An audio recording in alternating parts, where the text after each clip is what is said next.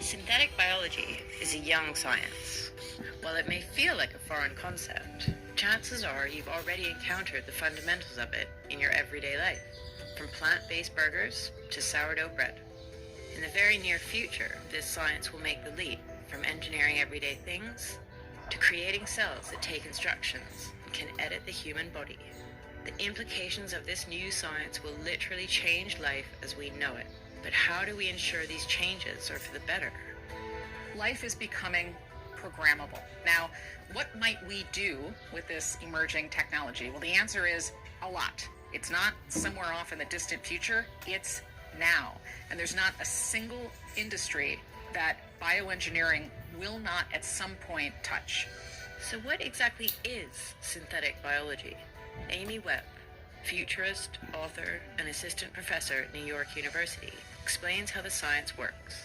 How can we navigate the potential as well as the potential perils that come with being able to program the living world?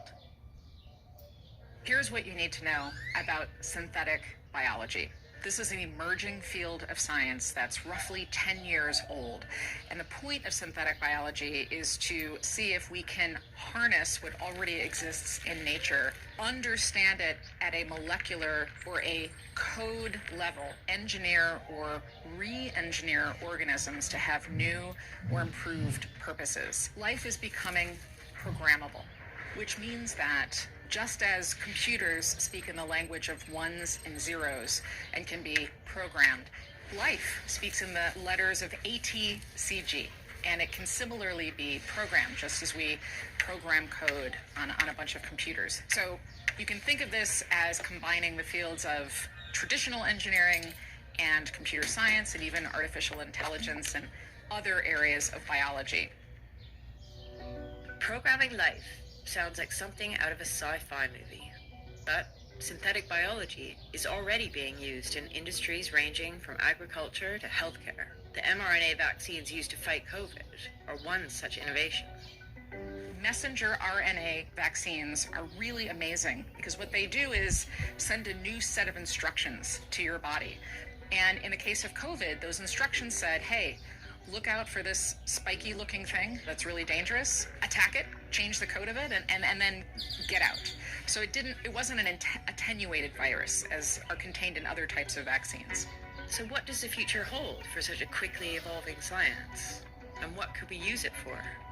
Imagine a future in which a fast fashion retailer that currently sells very cheap clothing that relies on a lot of intensive resources and a challenging and complicated supply chain.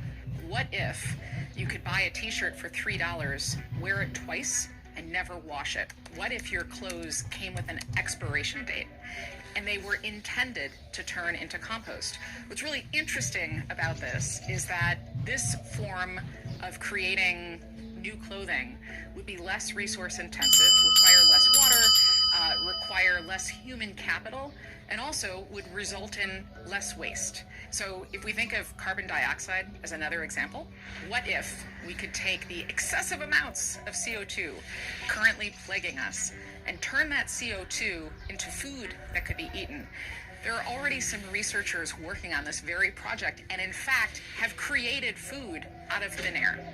It's taking the CO2 as a feedstock and translating that into a type of product that can be made to consume. They've already done this. There are some noodles that look a lot like Japanese soba noodles that were simply made out of CO2. It's a different way of thinking about something that exists and is totally commonplace. To me, that's a really great analogy for what the future looks like. It's taking what we already have and re-perceiving it. Just as this technology might revolutionize all facets of our lives, it could also bring a host of risks, some that are difficult for us to even comprehend right now. One of those has to do with a new form of cyber biomalware. There was a case where a scientist sent out benign biological code to another place to have it sort of printed so that he could get that material back in the mail. I know that sounds super sci-fi, but that's kind of how the field works right now. Nothing very special about it. However, there was something called a man-in-the-middle attack. This is a pretty normal cyber attack that happens in other places. In this case, it happened in synthetic biology. And somebody was able to intercept that new genetic code when it got sent out. And what left the lab as a totally innocuous genetic material was sent potentially back as a deadly pathogen. A high security lab might be totally locked down in terms of hazardous materials, but a lot of IT departments don't update their software very often. People are using out-of-date browsers, and that creates new, terrifying vulnerabilities. One of the biggest risks has to do with dual use, meaning sometimes technologists, scientists, they create something that has really beneficial purposes, but if used in a way that they weren't intended to be used, can turn into something incredibly deadly. And that case is true when it comes to something like engineered biology. Synthetic biology's increasing presence and capacity to do good, as well as harm, means there are conversations we need to have now, so we're prepared. And to make sure that this technology doesn't further entrench the divisions and inequalities of today. There are lots of other types of issues we ought to be talking about. If we can engineer people at some point to be more resistant to certain disease, that's probably a good thing. But will everybody have that same level of resistance? Meaning, are we going to democratize this technology and make it freely or easily acceptable and available to everybody? Because if the answer is no, then we wind up with a new type of digital divide, in a way, a new type of genetic divide, where we have genetic haves and genetic have-nots. Engineering life takes science fiction to a whole new level. Synthetic biology's advanced tech means it's possible to create life that isn't organic, which leads us to ask, what is a living thing? We live now in a world in which a new type of life exists whose parents were not people or mammals or other living organisms. The parents were computers.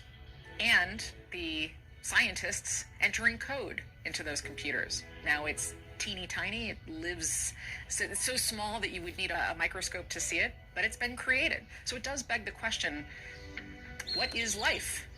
What is alive?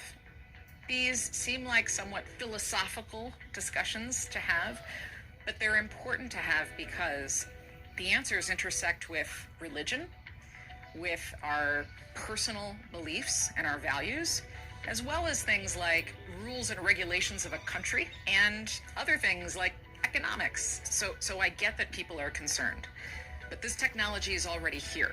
It's not somewhere off in the distant future, it's now. And there's not a single industry that bioengineering will not at some point touch. Every single person on this planet will at some point encounter everything that I've been talking about. So now is the time to have the conversations about ethics, about morals, about guardrails, about restrictions, about geoeconomics, and about multilateral agreements. Frameworks are needed because they don't yet exist. They do with bioweapons. When we're talking about something like this type of biotech, we're going to need global collaboration because biology has a tendency to carry on regardless of what we want it to do. So having these conversations isn't really a waste of time. It's an effort towards, potentially embracing this technology for the betterment of all.